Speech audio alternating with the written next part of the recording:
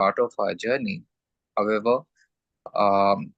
we must remember that all these spiritual practices, some of them we just listed, uh, are a means to an end, are a means to an end, and not an end in itself. So, what are the things to keep in mind as we have these various spiritual practices in our life? And I want to bring to our attention five terms that we can use for these spiritual practices. If we can remember these five terms, basically synonyms for spiritual practices. Okay, synonyms for spiritual practices. So uh, now this is in light of what we did the last several months. So those of us who have been part of this journey all these months may be able to pick it up faster. However, it doesn't matter if you're attending this session for the very first time. That's okay. We can still try to uh, follow based on what is being shared here. So, synonyms for spiritual practices. One, to remember that this is a path. It is a path, Path. The spiritual practices is a path, and it's a daily path. It's a daily path. It is something that we need to walk on daily. This spiritual practices. And what happens when we walk on this path daily? When we walk on this path, the path of spiritual practices, okay, we even without our knowledge, we realize that we are being purified and being made holy, we're becoming like God. We don't even realize it. And the primary reason for that is if we follow this path day in and day out, the path of the spiritual practices, uh, the thing is, there's a famous contemporary Orthodox theologian, maybe I have referred to him earlier, from the Russian Orthodox Church, Vladimir Lossky.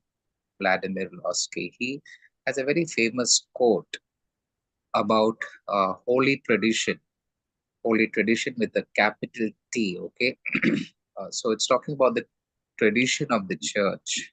That is the liturgical, sacramental life of the church, the spiritual practice of the church. So Vladimir Lossky says, you know, uh, holy tradition, okay, is nothing but the life of the Holy Spirit. The life of the Holy Spirit. That means on Pentecost, the Holy Spirit came upon um, the apostles and all those followers who were there gathered together. And this Holy Spirit that came upon now manifests itself in and through the life of the church. So each time we connect with the sacramental, liturgical, spiritual practices of the church, we are in direct connect with the Holy Spirit automatically. It's like plugging into the electrical system, and then there's current flowing, and we get current. So uh, uh, connecting to the spiritual practices of the church is basically connecting to the Holy Spirit. And that's why when this becomes a daily path, the Holy Spirit continues to work in us and transforms us to become like God.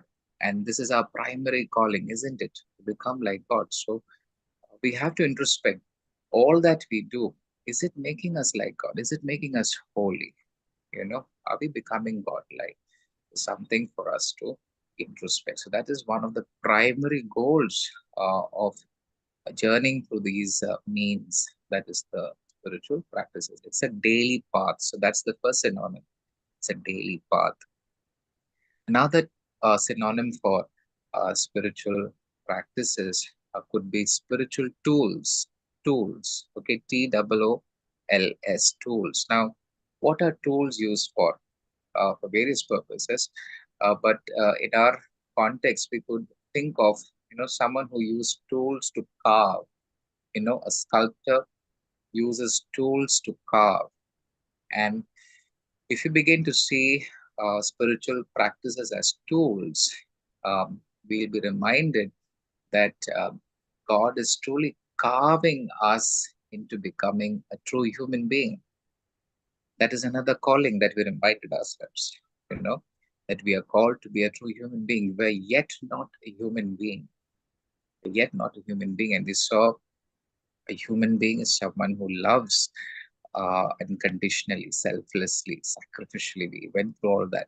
So, have you become a human being? Not yet, because a human being is an icon of God, an image of God, and there's a long way to go. And so, these spiritual practices are tools. You know, they act as tools that carve in us that image of God, that is carved in us, the human being that you and I need to become. So let's remember that the spiritual practices are spiritual tools. Okay, so the first is it's a daily path. The second is it's spiritual tools. Okay, the third thing that we need to remind ourselves, spiritual practices. Spiritual practices are an armor, an armor, okay, a defense. It's an armor. And the last several months we went through this journey. We know that you and I, uh, in a split of a second, could fall, either knowingly, uh, you know, and though maybe sometimes vigilant and prayerful, uh, we could still be deceived. You know, this enemy is constantly deceiving us, to trip us, to make us fall. It just takes a moment. It just takes a thought. It takes just one word, and that one word leads to more words, and then it's absolute chaos. Then we're like, why did that one word? And then we look back, and why did that one thought? Why did I think that way? You know, I could have not uh, probably just gone onto that path. So it just takes a moment to slip and fall and then be wounded. So if we are in this daily path using these tools, you know, we'll experience these spiritual practices as an armor. So the armor firstly protects us against the evil one. Okay, there's a protection.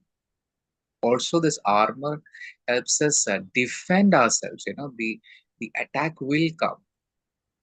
The enemy will attack. No, it's not just a protection, even when we don't realize that it's a protection. I mean, we have no idea actually of how much God is protecting us. That's because we just, there's no way to know that because we have taken everything for granted, you know. But God is constantly protecting us against the dark forces. So that protection is there. Spiritual exercises are definitely an armor, but not just as a protection when we don't know, but also as an active defense mechanism for us, you know, because the attacks will come, attacks will come.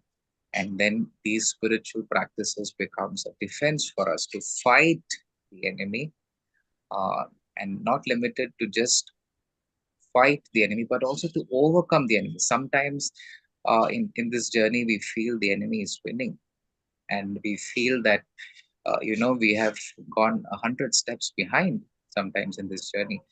But again, there we don't have to panic because this armor is such that it can be used to overcome the enemy who might have taken grip of us in areas that this enemy shouldn't have. So we using these armor can even overcome the enemy who has kind of taken our territory. So let's view these spiritual practices as an armor too. The fourth, okay, so we covered three. It's a daily path, spiritual practices. These are spiritual tools that are carving within us that we become a human being. Third, it's an armor, okay, against the evil. The fourth, to begin to experience these spiritual practices as a treatment plan, you know. It's a treatment plan, it's therapy, it's medication.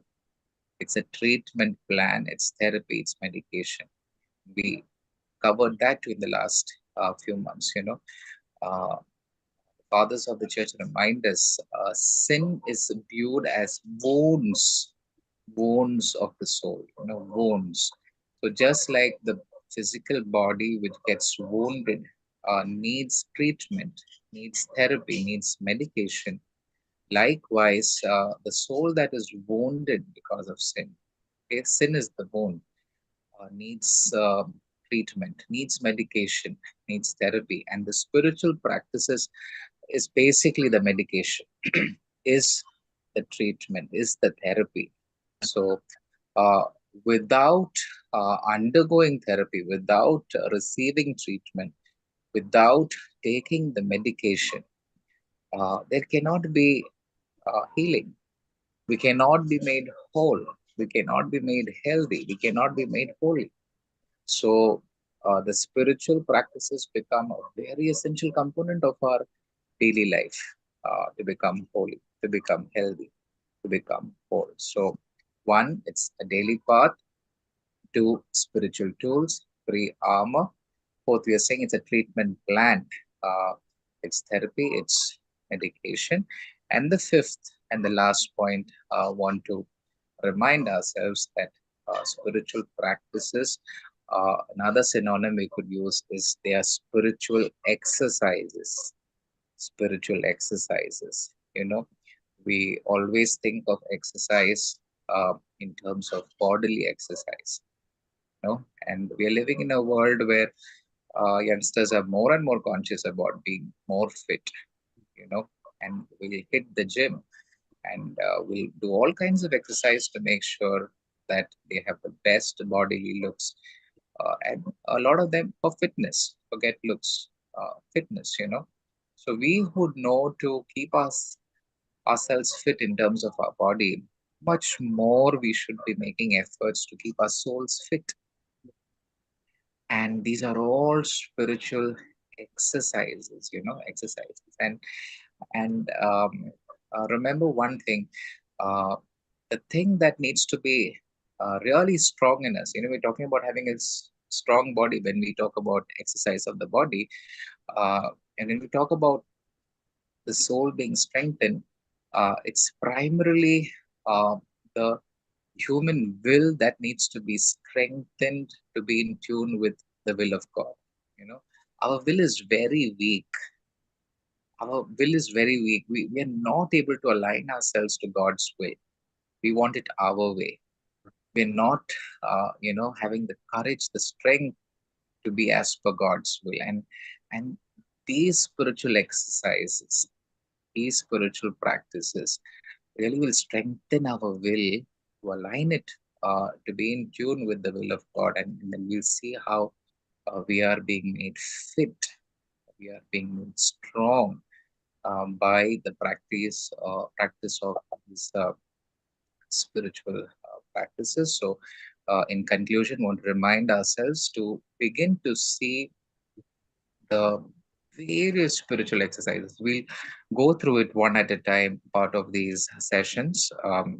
However, the framework is to begin to see them as a daily path, as spiritual tools, as an armor, uh, as medication or therapy or treatment plan, and as spiritual exercises. So they all have an end goal, and that should be the goal, of our being part of these spiritual practices. May the Holy Spirit guide us and lead us. Let us have a word of prayer. Bharat Mot. Oh, Holy Divine, most loving, most merciful, Triune God, we thank you for this blessed evening in our lives, so Lord. Lord, as we continue our journey to come closer to you, to be like you, to be obedient to you, and to live a life pleasing